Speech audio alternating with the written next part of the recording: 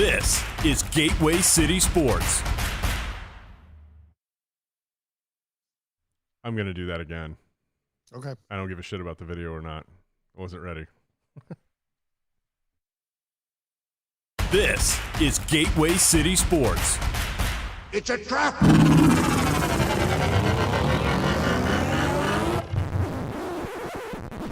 Oh, I'm sorry. Did I break your concentration?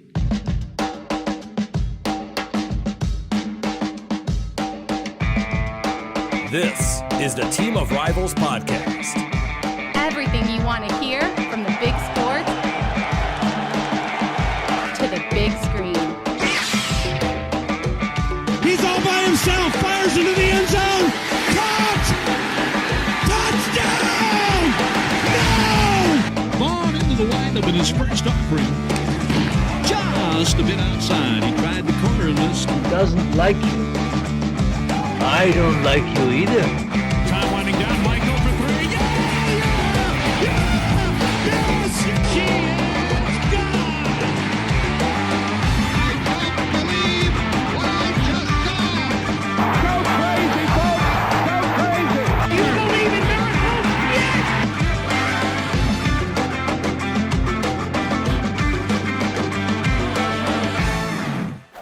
You may fire when ready. What?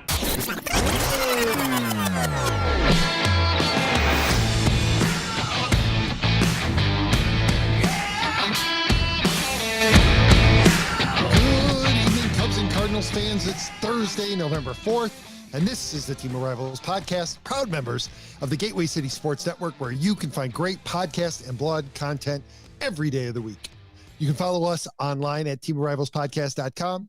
We're on Instagram and Facebook at Team of Rivals Podcast, and we're on Twitter at Team of Rivals Pod. And for those of you watching us live, hit that like and subscribe button, and be sure to ring that bell on YouTube so that you receive notifications anytime we post new content. So apparently somebody got his panties in a bunch. I make a big deal about how I don't understand why I'm naming him first during the introductions, and all of a sudden Elliott flakes out and he's not on the show this week, which is probably better for it anyway, because the Schadenfreude is going to be thick. Elliott wouldn't be able to get a word in edgewise, because unless you live in the Houston area, the Houston area or the New York headquarters of Major League Baseball, you're ecstatic with the results of this year's World Series. Here to discuss it with me, co-founder of Team of Rivals podcast and number 48 in the 2020 edition of the Top Cards on Twitter, Ron Nuttall. Buddy, Tuesday night felt good. Oh, didn't it? I mean, it was. I think the headline is just Astros lose. It's not even about the Braves winning. It's just the Astros didn't, which is what many of us, us who've never made a mistake in our life, who've never participated in anything that had anything to do with poor judgment. Here we are beating up the Houston Astros. But I think importantly, I don't care what those players do beyond wearing an Astros uniform. As long as they're ever still wearing an Astros uniform, I don't want them to win with that organization. I wouldn't have cared this year if George Springer would have won with Toronto.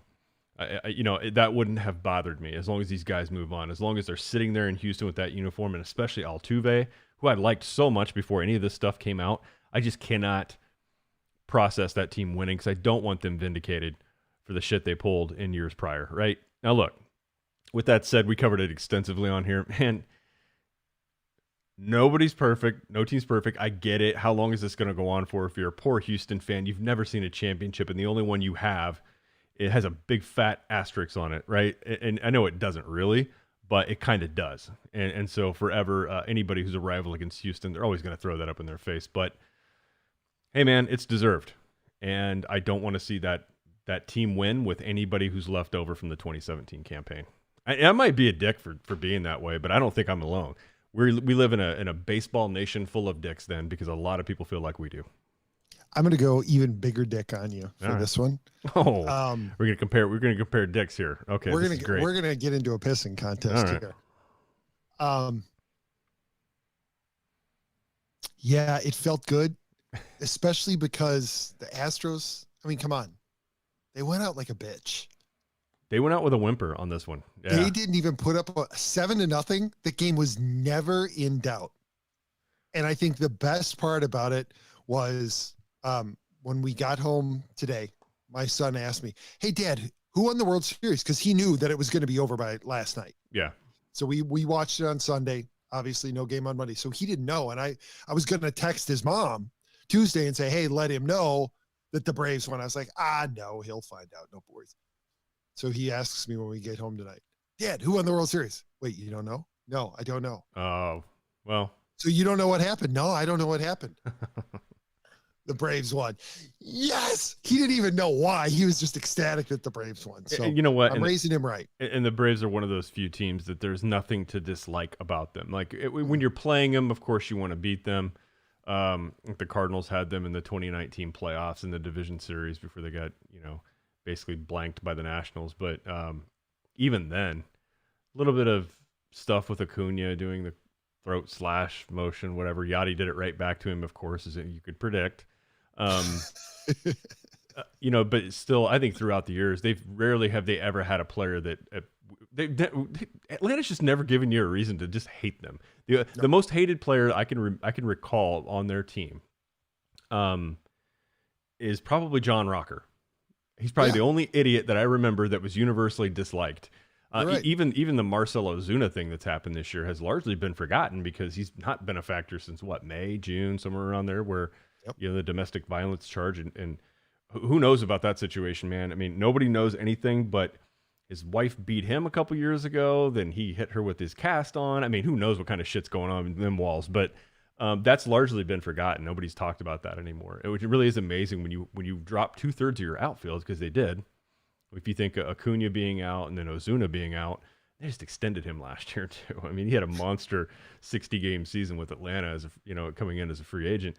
To lose a couple players in the outfield, you really think that this isn't you can't overcome that, right? I mean, most teams wouldn't be able to, but lo and behold, they go out and they make a deal for Jock Peterson from Chicago and Jorge Soler from Kansas City by way of Chicago. So the Cubs have, helped push the Braves over the top in 2021.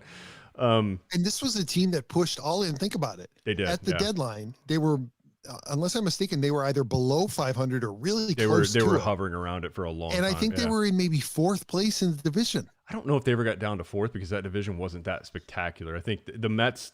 I don't think it would. No, you're absolutely right. Yeah. Saying, and you're right, they may not have been, but saying they were in 4th place in that division isn't saying much because that division never separated. Right. No, it didn't.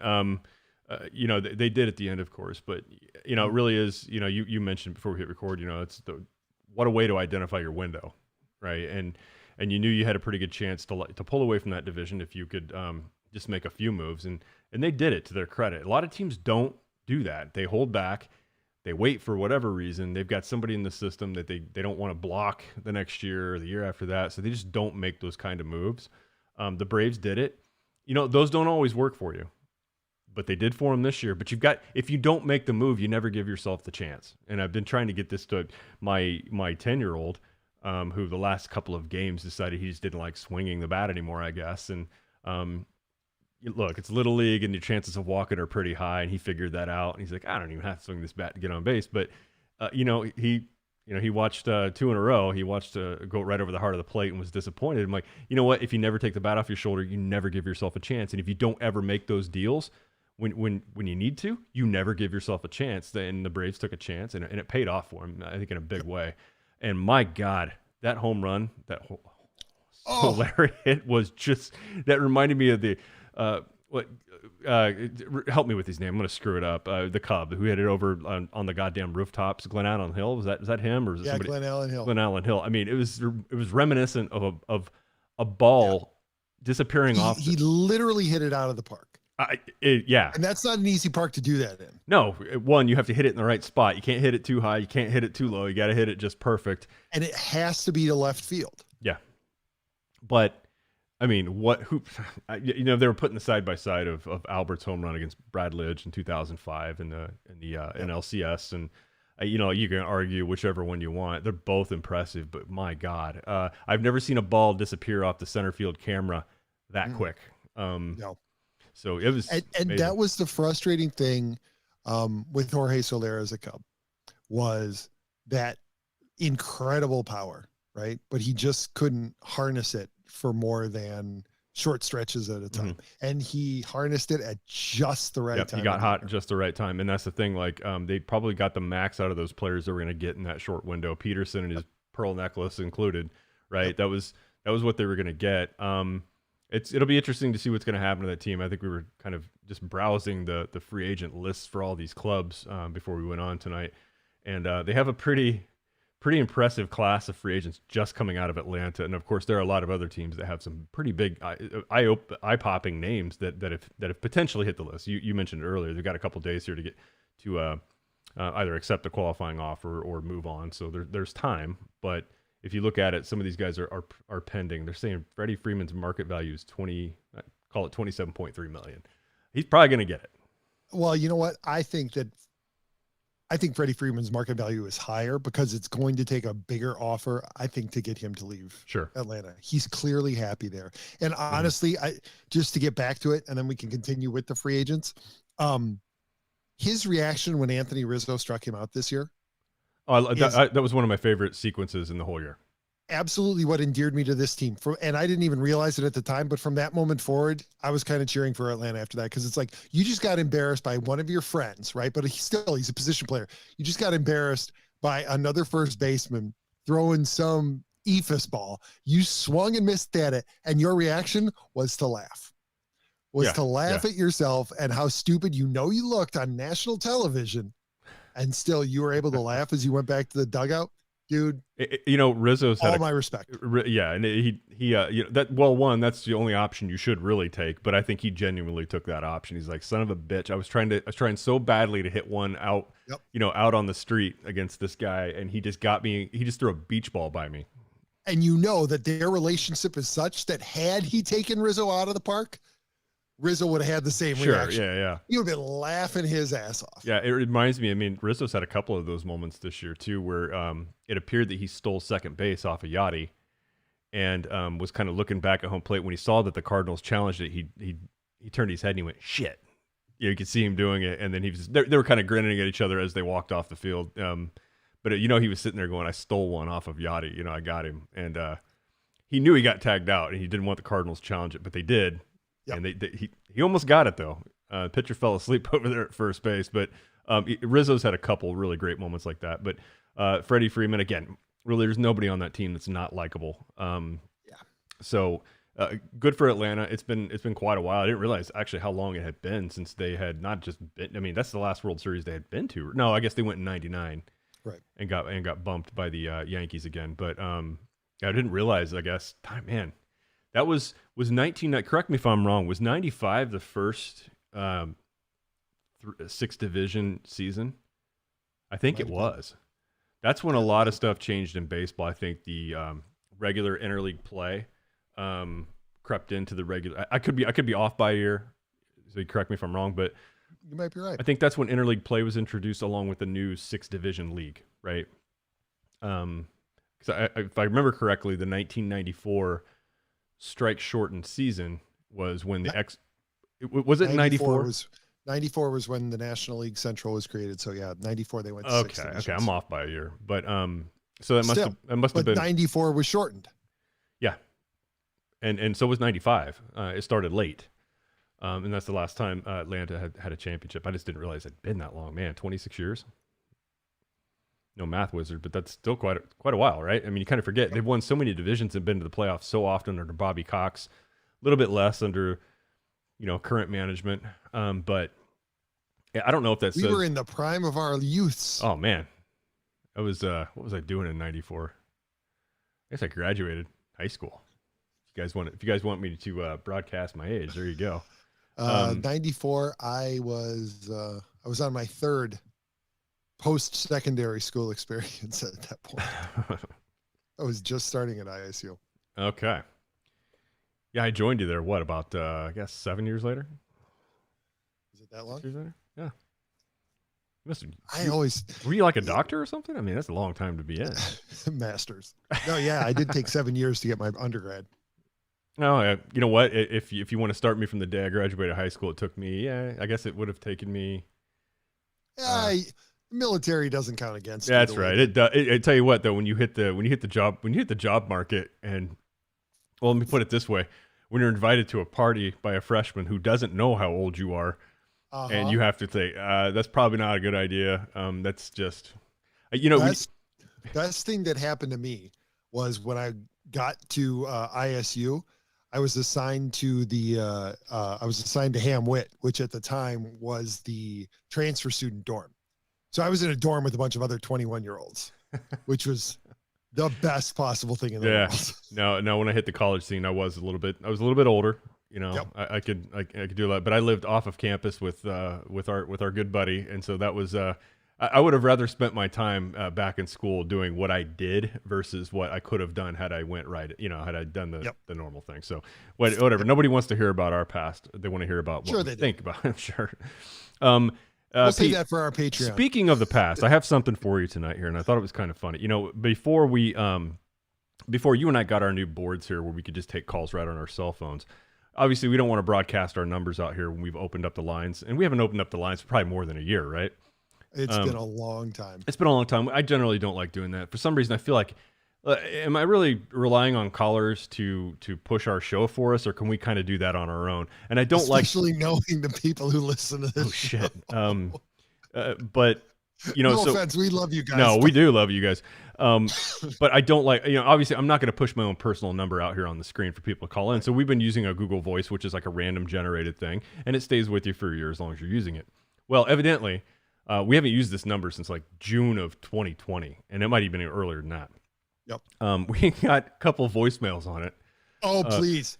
That look, it wasn't from us. Just to tell you, but even if we lose the number, like we still will get the voicemail box. Evidently, I did some research on this. I'm like, I just hoping that like some hacker or like somebody trying to sell car warranties or something didn't get a hold of our number, and I don't want to start getting pinged. I hope it is some hacker and somebody inadvertently is leaving their credit card number, because this is going to suddenly become the best podcast on the internet. We're going to hire people to actually produce it instead of relying on me. So if you're watching the video and you heard the early portion of this, I'm not cutting it out because that's typically what happens. No, we're leaving. That's going on the audio podcast. This was the voicemail that was left for us just a few hours ago. Quit calling this number. Thank you. Followed by, quit calling this number. Thank you. Thank you. Thank you. Quit calling this number. Hey, does it show what number it's called? It does. I want to. Yeah, I know. It's too late. It's too late. He sounded like he's probably not. He's let's just call it what it is, right? That voice is the age of somebody who's probably not awake right now, and I'm definitely not calling it back. I would have to call him back on my personal number because we don't own whatever Google number. Just try to ping him tonight, like we don't own it. But my question to you is, Pete, not how old that guy is. What is that guy's name? Just by the voice. Just let me do it for you again. Yeah, let me hear it again. Quit calling this number. Thank you. We got to pick a name for him. And if I was a real dick, I would put his number right up here on screen, but I'm not going to do that. I would never do that. Although I have. It's going to be something straightforward, right? Because he's at minimum our age, and probably. Oh no! At minimum, hell no. He's at minimum he's my dad's fine. At age. minimum, my age. No. He exceeds both of us by 20 years minimum. You think he's in his 60s? He's in his 70s, no doubt. Okay. Here, you hold on. Quit calling this number. Okay.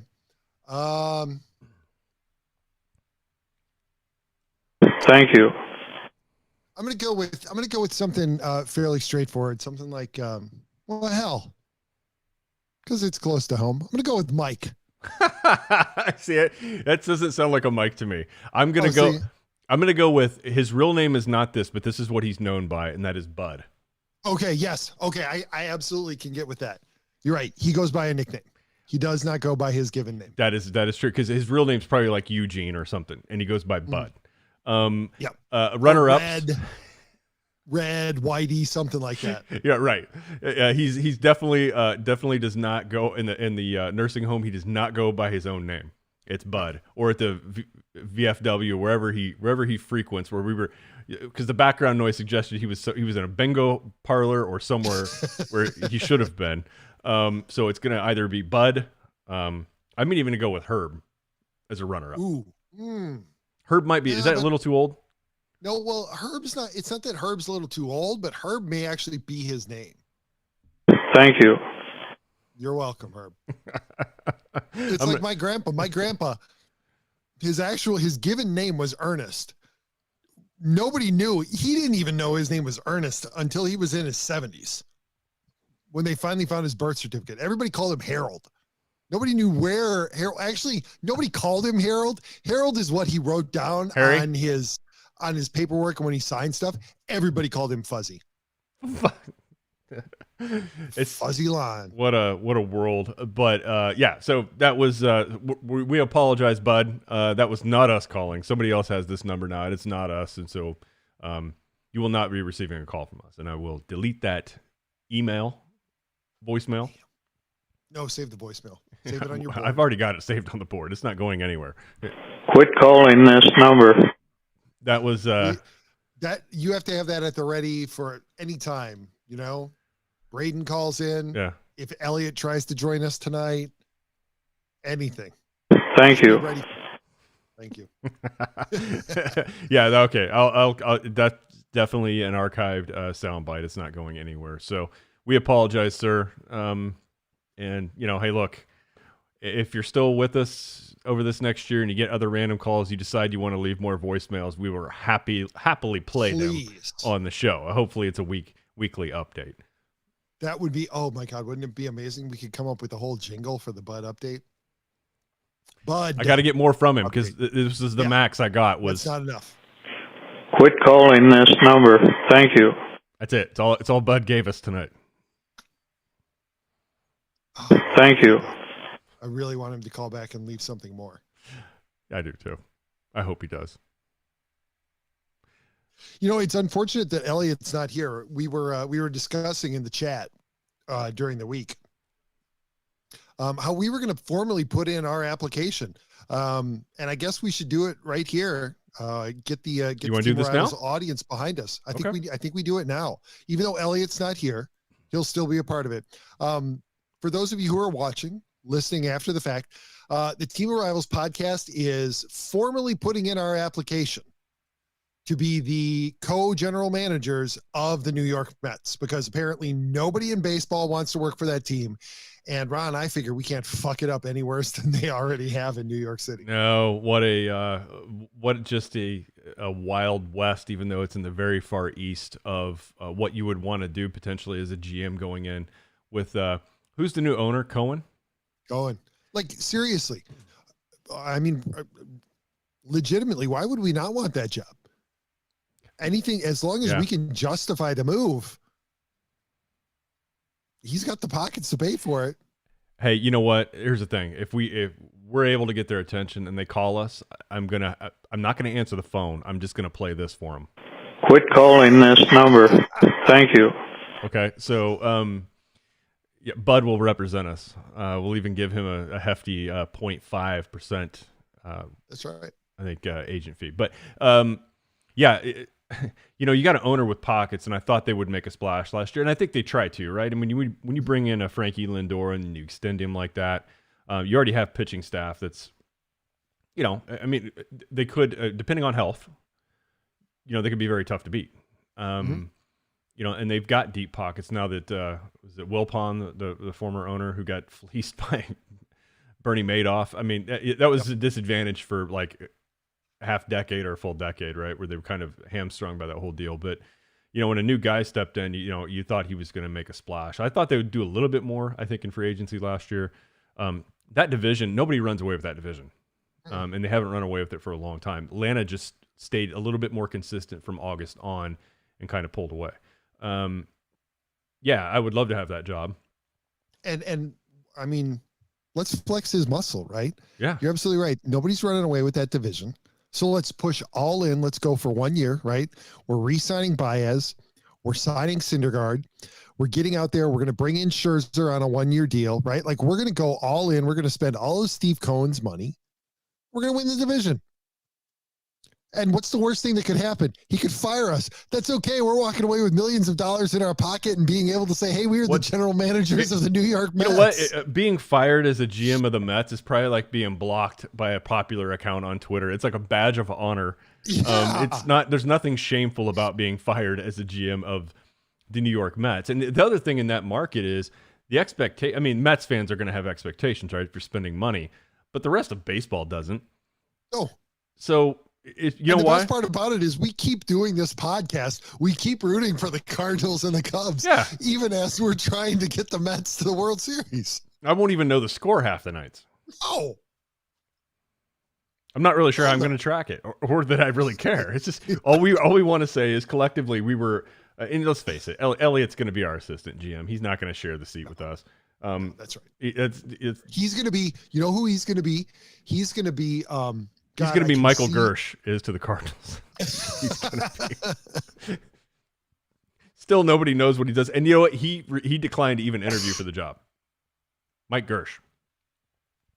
So he must have a sweet deal in St. Louis. I'm not saying monetarily, but he must have a deal enough to where I don't know that anything's going to fall on him. Moves, non-moves. I just don't think anything's going to fall on Mike Gersh. I don't know. It is really amazing now that this new president of baseball operations, kind of spearheaded by Theo, he might not have been the first, but he's the first that I recall.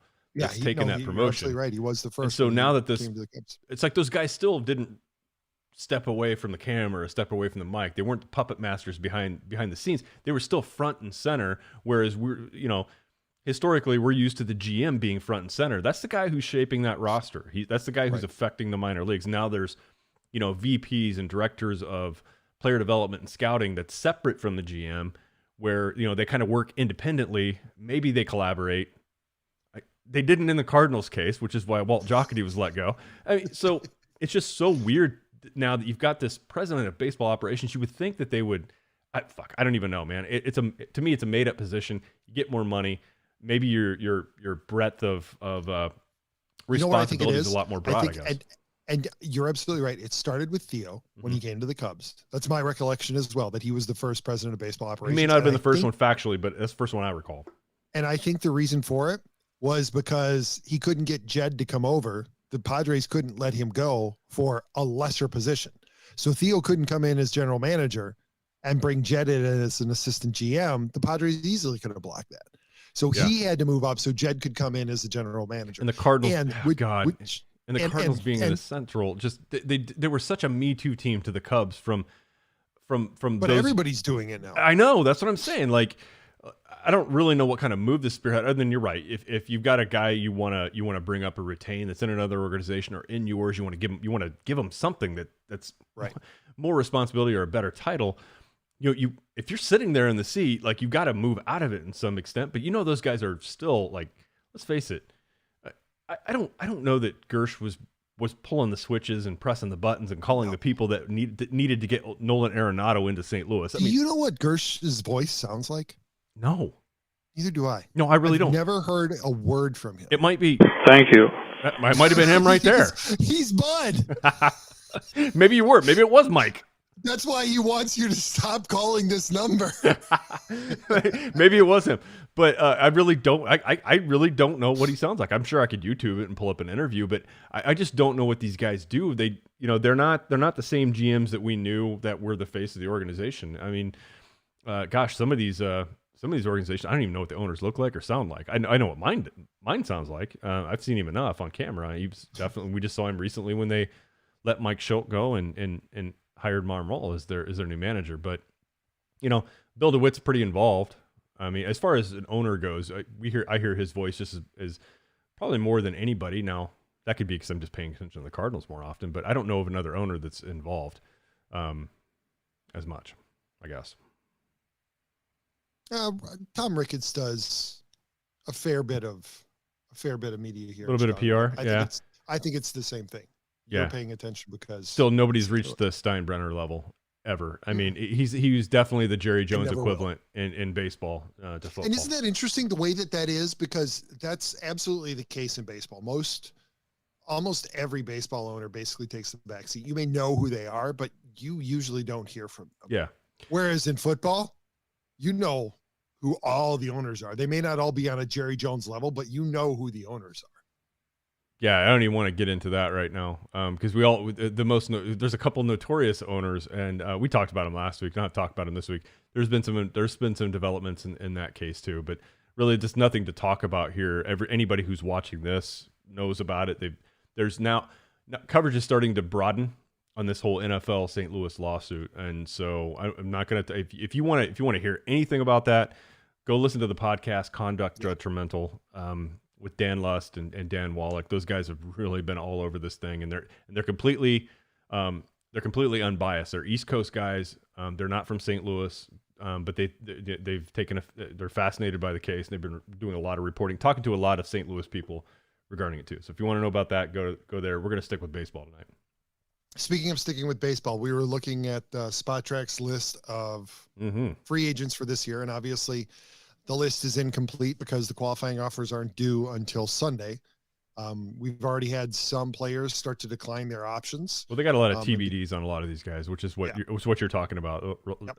Several of them have had qualifying offers, so there's a big TBD. If you go to Spot Track, you'll see that. But probably the biggest one to this point is Nick Castellanos declined his player option. Yeah. So he's a free agent. So Ron, if you were the president of baseball operations for the Cardinals, not for the Mets. Yeah. Because we have to think differently for the Mets, obviously, when we're there. But and Steve Cohen, call us. You can call the Google number. Yeah. You can find it. Just call it and leave a message on there. Yeah. We will not tell you to stop calling this number. But if you were working for the Cardinals, who would be your number one? Like Dream, Bill DeWitt comes to you and says, Ron, price is no object. The one person that you want, we will move heaven and earth to sign him. Who is it? I don't know that there is one that I would move heaven and earth to sign. Let me get to that in a second. Let me go back 1 second to the Mets thing, because you made a comment earlier. I would sign Javi Baez and all these other guys.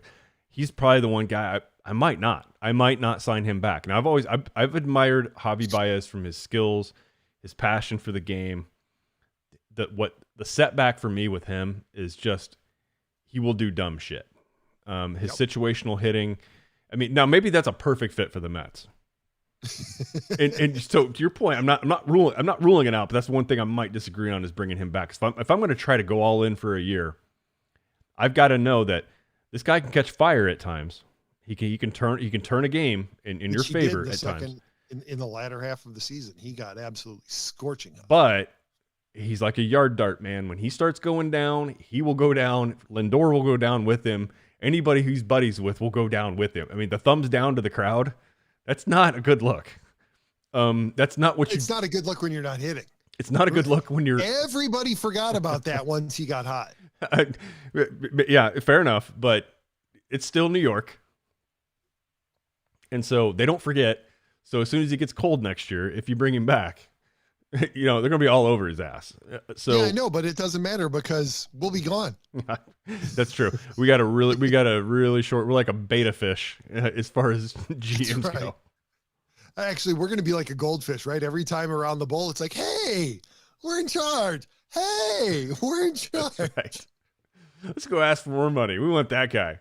To your question, who do I want? Like, who would I move heaven and earth for? The Cardinals are in bad need of a shortstop. I think that's evident. There's nothing inspiring, and I'd say this, God, I mean, I don't like talking about players like this because I don't know them personally. I just sometimes when you go off body language, you don't speak to them, you don't really know them. Paul DeYoung at times can just be such an uninspiring player, just from body language, from energy that's shown. Now I'm not in his skin. I don't know like what he's feeling or how passionate he is or not about the game. I don't know any of this. I'm just a fan watching it on TV like everybody else. Or just when he goes so cold that you don't want, your eyes roll every time they say, hey, in between innings, the next 3 coming up, if he's one of them, I'm always like, oh, great. It's like, I just don't want to feel that way. And I don't know that we want to see Edmundo Sosa every day at shortstop.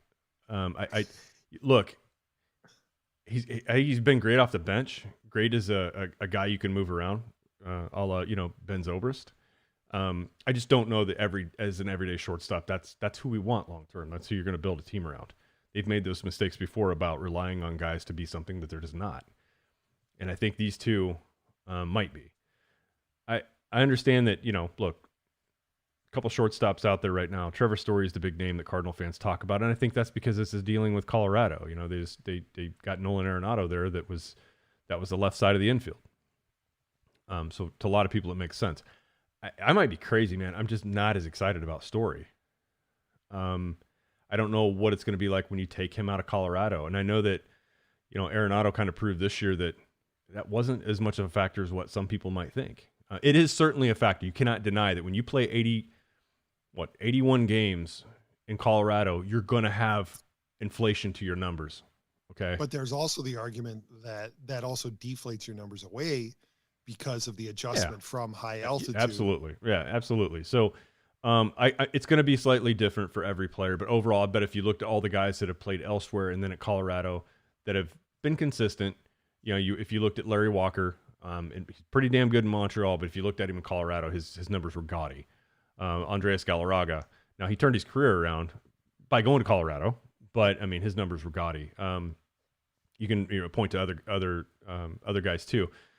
You got to factor things in like age. If they leave Colorado later in their career, they were on the downward trajectory anyway. It's kind of a hard thing to judge exactly what that factor is.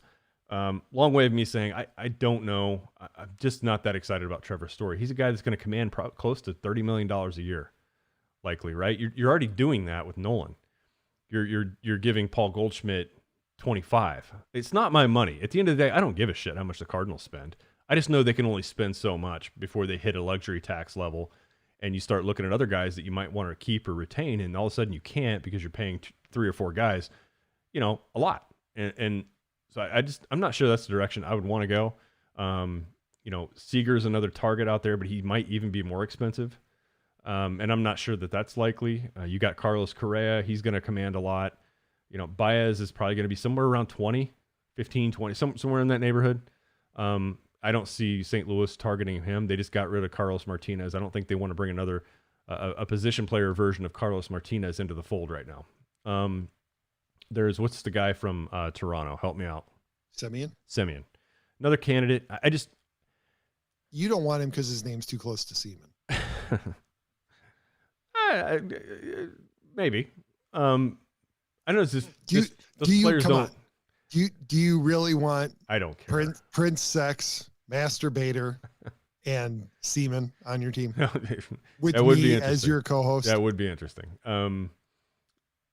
That'd be like it'd be like a Navy ship pulling in port. I don't know, man. I know that there's names here, but I'm not like shortstop is what they need. I'm just saying on the free agent market, I think there might be another answer out there somewhere.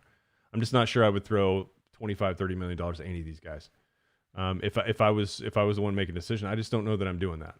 The one player, and people are going to call me batshit crazy for even thinking it. The one player I want to see in a Cardinals uniform, even if it's just for 1 year, Kyle Schwarber. If a DH, I wasn't even thinking that, but that's a good point. If the DH is in play, I would love to see that. I would love to see it if the DH is in play, which we all think it's going to be. Yep. I would love to see it. I would love to see Albert 1 more year, even if he's diminished. He's 58 years old. I don't care. I mean, it makes sense, doesn't it? Yeah. It absolutely. As soon as they announce the DH, like within a day, the Cardinals are going to announce that they've signed a deal with Albert for his last season. I think they should, even if I do too. If Fangraphs people and everything will be like, oh, "Are you kidding me? Why would we do this?" This is and they said the same thing about acquiring Happ and Lester. That one of them out there that we've talked to before said this is the worst possible thing the Cardinals could have done. I'm like, are you fucking kidding me? They could have done a lot worse stuff. Mm-hmm. And so I'd love to see him back for you, but that's emotional. That's purely emotional driven. It's not logical. The one player though that I would love to see is Max Scherzer, just for a year or 2. If he wants 2, give him 2. I think Max Scherzer is just one of those creatures that can improve an entire staff. Much like Chris Carpenter did when he was in his latter career with the Cardinals, where he was a competitor. He didn't take any shit. He could stop a losing streak, and I look at Scherzer the same way. I know we got Wainwright coming back, and he's played that role for the last couple of years really well.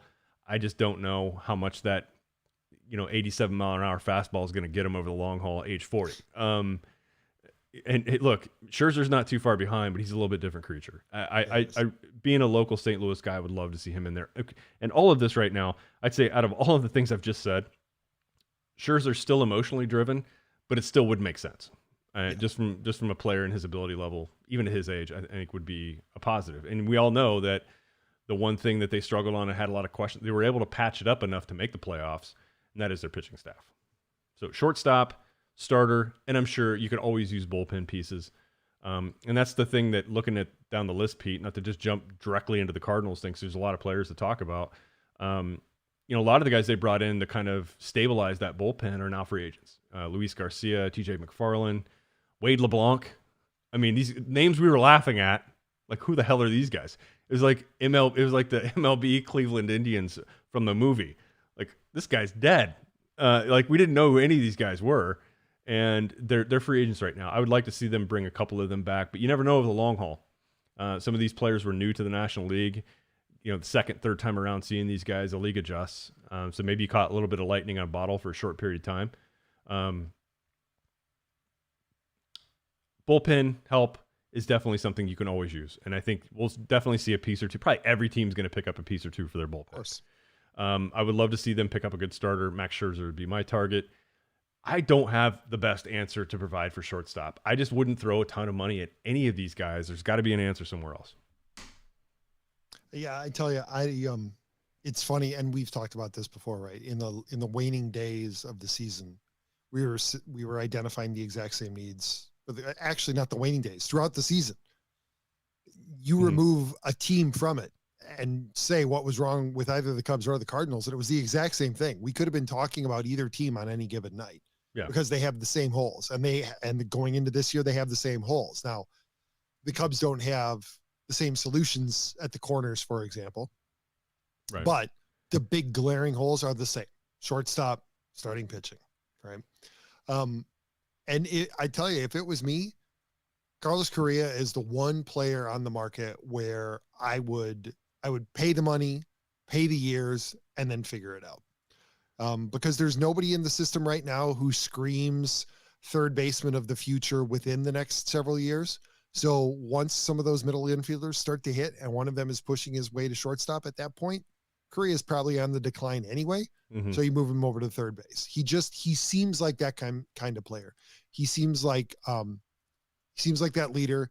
He's not an all or nothing power hitter. And he also seemed to have been the one least affected by the whole fallout of what happened in 2017. Yeah, no, I think that's fair. I mean, and look at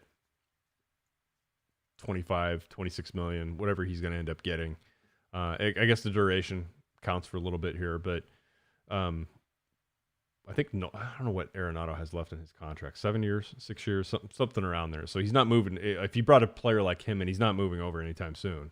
But the Cardinals don't really have anything, I don't think, like ready in the minor league system or prospects that's coming up that's tracking to be that everyday shortstop. So they've got to address it at some point. But I do think that what we walk in with in spring training as far as the Cardinals go is going to be a choice between DeYoung or Sosa, possibly a platoon. I think they're going to have to battle it out, but I think that's who we're going to start the year off with. I don't think a shortstop is coming. I do see a pitcher coming, even if it's not. They're not going to sign him. They're going to sign a young marquee name. Let me put it that way. It's going to be a year or two for a veteran. I mean, they rode the back half of the season on an average a pitching staff that's average age was like 35 plus. It was ridiculous, but they managed to make it happen. And probably going to have to do that again. On the horizon, they've got a couple guys in the minor league system. I know Nolan Gorman has been playing a lot of second base. He's playing there in the fall league. But that's second base. That is not shortstop. That's not third base, his natural position. That's blocked for. I mean, hey, look, it's not official that Nolan Arenado has not opted out, but he's publicly stated he won't. So, is he the second baseman? Where does Tommy Edmund go? Now, Tommy Edmund played most of his minor league career at short. and was converted to a third baseman. Not converted. I mean, he's playing anywhere in the infield. But how soon is Gorman going to show up? It's not going to be at the start of 22. He's probably going to get a healthy stint, I think, in Memphis, and we'll see what happens there. I guess it's a very long way of saying there is no shortstop on the horizon in the minor league system. They're going to have to do something to address it at some point. But it's not going to be in the offseason, folks, I'm afraid to say. I just don't feel it happening. I don't care what Ken Rosenthal tweets. That's him looking at who needs a shortstop in terms of Carlos Correa. That's all these experts are looking at who needs what and who's available and saying, hey, the Cardinals could be in on Correa, or the Cubs could be in on Correa because they need a shortstop. I don't see them winning any bids for the top 3 or 4 guys here. Yeah, and I can dream on Correa, but the same when push comes to shove, the Cubs aren't going to be playing in that end of the pool. I know that. I think the Cardinals never do unless it's a trade. Right. And the one difference I see between the two teams, I think that we're probably looking at the same approach for both teams. The Cubs will probably sign a free agent shortstop, but it's not going to be one of the premier guys unless they're market creators and somebody like a Trevor Story is looking to reestablish his value and is willing to take a single year. They got Pete Cosmas available. Oh, there you go.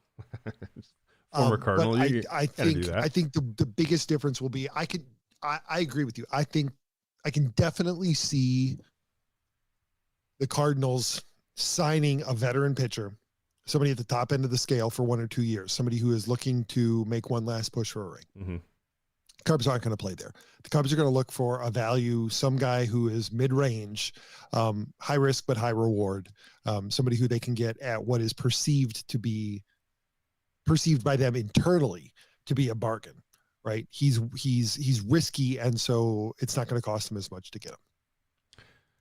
Speaking of the positions, though, I mean, just look at some of the positions that pitchers, quite a list. And when you look at just starters, the names alone, I'm looking down the list right now. You got Greinke, who's going to likely become a free agent. Verlander, Kershaw, Scherzer, Cueto, Stroman, Gausman. Then the list goes down a little bit more. You got Alex Cobb, Danny Duffy, Syndergaard. and then starts trailing off at that point. But Syndergaard will be a free agent. Syndergaard will be a free agent. Whether or not he'll be attached to a QO is the question, but he'll be a free agent. You have to think that a lot of these guys will, right, that are projecting any value. So I don't know. I guess Scherzer's gonna, he'll come with the QO as well. So all these guys are gonna cost you a draft pick. And there's the uncertainty. And we've kind of talked about this before, but I mean, now if any time is the time to get into it, there's the uncertainty of, are the rules going to change with the CBA? And we may see an incredibly slow start to the free agent season because nobody knows what the rules are going to be. And do you want to sign a guy and risk that somebody is going to be attached to a qualifying offer? And then 4 months down the line, when they've finally settled the new CBA and everything moves forward, qualifying offer no longer exists. Yeah. Are you gonna penalize a team for jumping the market and signing a guy? Are you gonna say, oh no, you have to lose a draft pick, but if you had waited 4 months and signed him, you would have been fine. Well, it's happened before, but it's all about just like staying protected, right? So sometimes life throws you a curve, and that's why you need Allstate.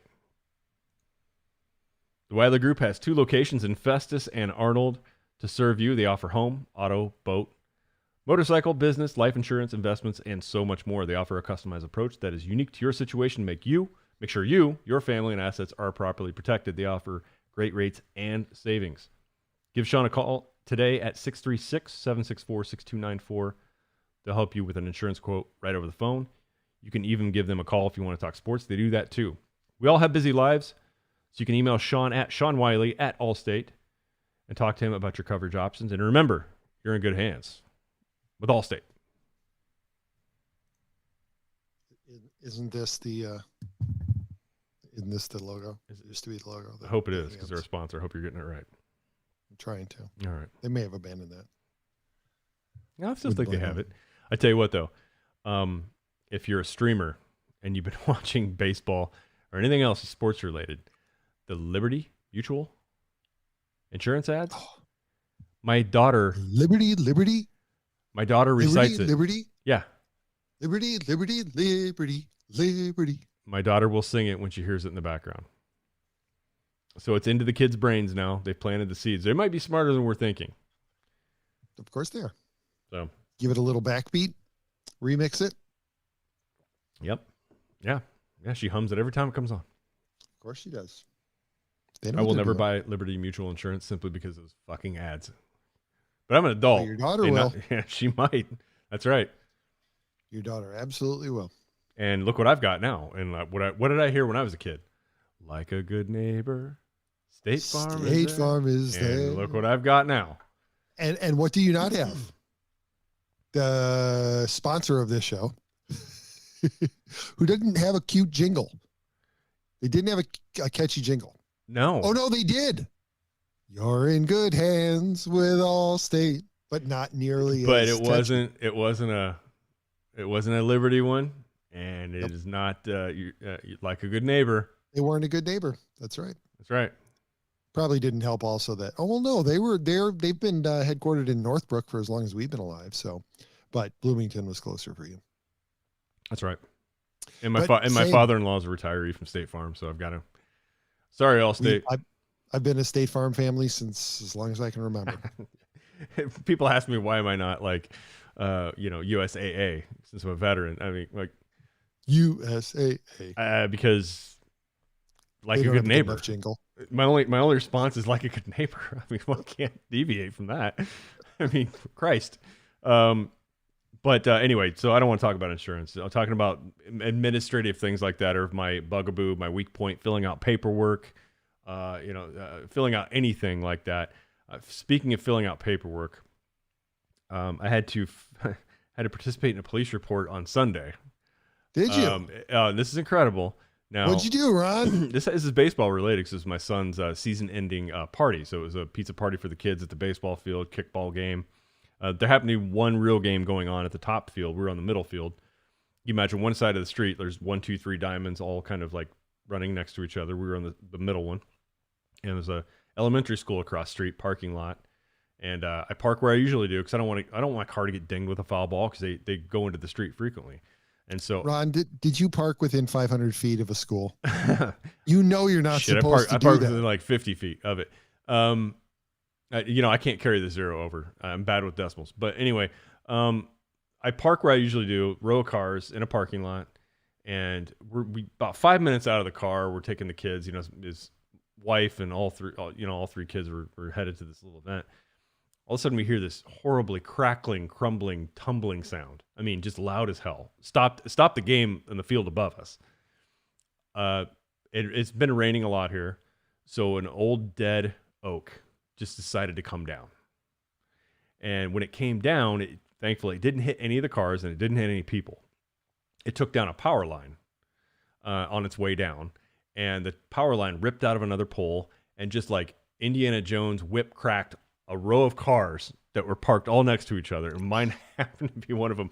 And the first two or three cars took the brunt of the damage. I mean, broken, passenger windows and stuff on those things. I mean, imagine a power line, just the line itself being ripped out. I mean, thankfully nobody was in the cars, but it got the side of my car too. So I had to fill out some paperwork once the fire department cleared the area and the Davidson police showed up. I had to, turn over my registration and everything so they could include it on the police report. So that's what happened to me. But it's all stressful. Nobody likes to have anything like that happen. You know what else is stressful? Buying a new car. Buying a goddamn car. Nobody wants to do it. I don't want to do it. I hate doing it. But Fifth Street Motors can take care of you. We all know buying a vehicle can be stressful, but it doesn't have to be. Fifth Street Motors, located in Pacific, Missouri, will help you find the vehicle that you need, no matter what brand. Fifth Street Motors believes in giving you the best price on a pre-owned vehicle that will fit your budget. Give Brandon or Don a call today at 573-259-1306 and tell them Gateway City Sports sent you. All right, we got that out of the way. That was a good read, man. Hey, shout out to our permanent occasional guest host. We gave him a hard time for a month plus over that trash stash.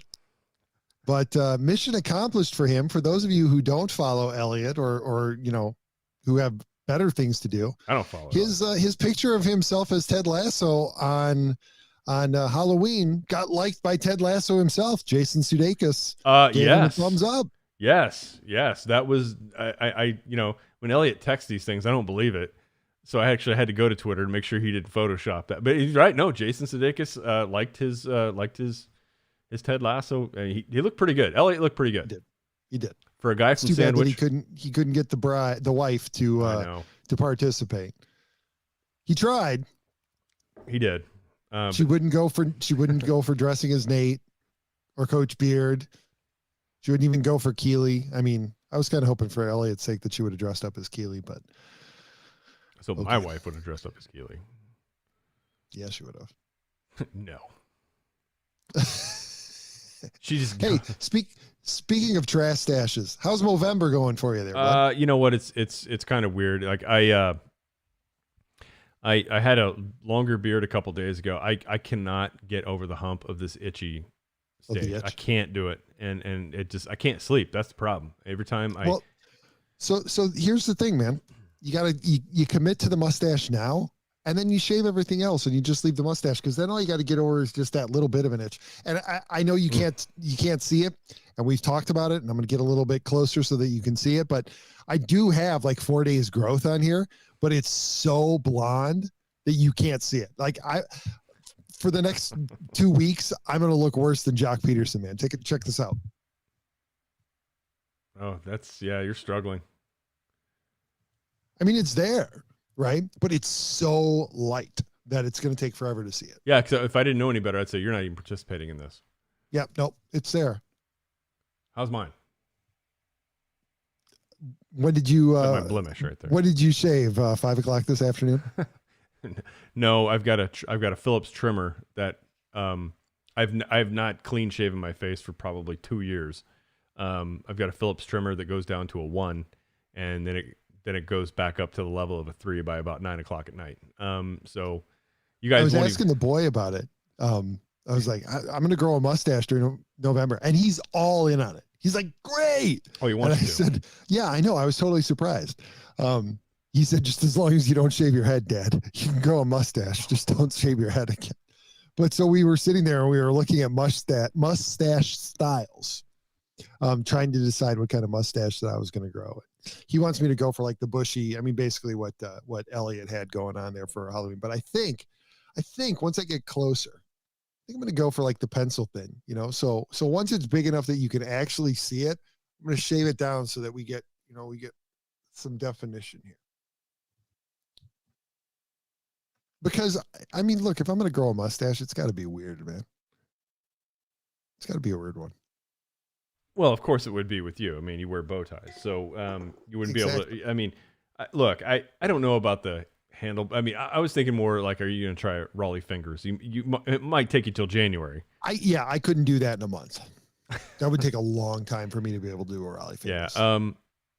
I don't know what I would look like with a mustache. I've not even done the thing where I've shaved off mostly a full beard except the lip and to see what it looks like, because I just haven't done it. I'm going too fast. I do half of my face at once. I do the right half, then I do the left half. That's how I do it every time. And you forget. And I forget, and I go right up over it. And yep. I don't know, man. I get just, everybody has their weird, quirky things. I don't like things. I don't like when I can feel it. Like if you're eating and you're licking something off your lips, whatever it is, like you're just eating during the day, like salad dressing, whatever it is, it's like kind of stuck to your lip. Like when I feel hair on it, I just that's one of my weird things. I can't take it. 100% for me too. And that's where I'm always trimming it, is right along the lip line, because it's the same thing. I can't lick my lips and touch hair. That annoys the heck out of me. And also if I'm licking my lips and I hit the hair right here at the corner. Oh, that's the worst. That's the worst. That is the worst. That's it for me right there. What you just described, that's what I call it. I'm like, fuck this. I don't care what kind of money we're raising, anything. This is I'm cutting it all off. I'm not even going to try to be finite with it. It's going. See, Ron, that's why I was trying to help you. I'm telling you, if you go with the toothbrush, it's not going to bother you. You'll be fine. It'll be nice and concentrated. It won't be anywhere near the edges. You'll be fine. I'm sure that the couple people I work with will really appreciate me coming in with that toothbrush mustache. I'm sure that they would be thrilled. I mean, just explain to them you're raising money for prostate cancer research.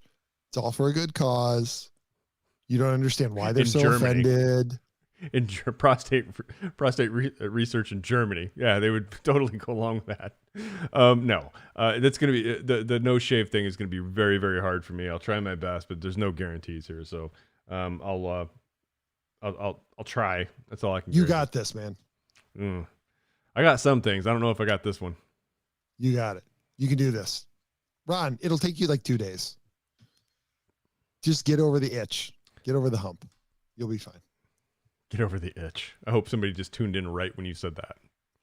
Well, it would be a great episode title, except that we have a much better episode title. It's already in the drafts in Libsyn. Which is what? Because I put one in the YouTube feed too. That was. Oh no, you know what it is. You've already got it as a drop. Quit calling this number. Thank you. I've already got it on YouTube in the Facebook.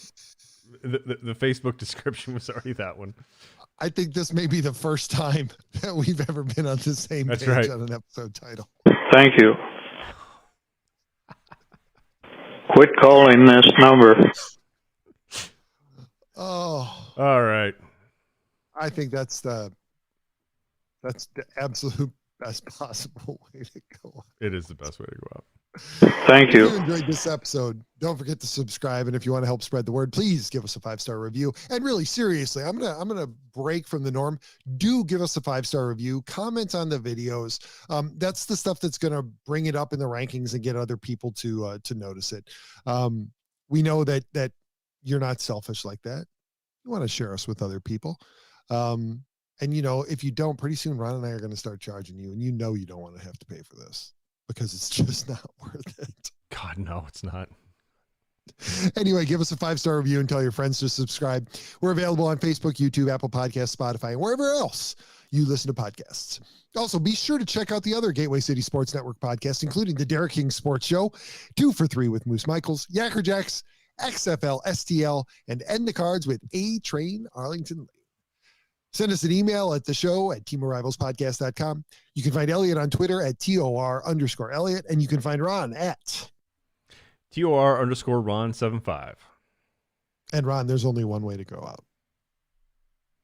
There is only one way to go out. Thank you, Pete. And, we're just going to say, love you all so much. We'll talk to you next week. And Thank you.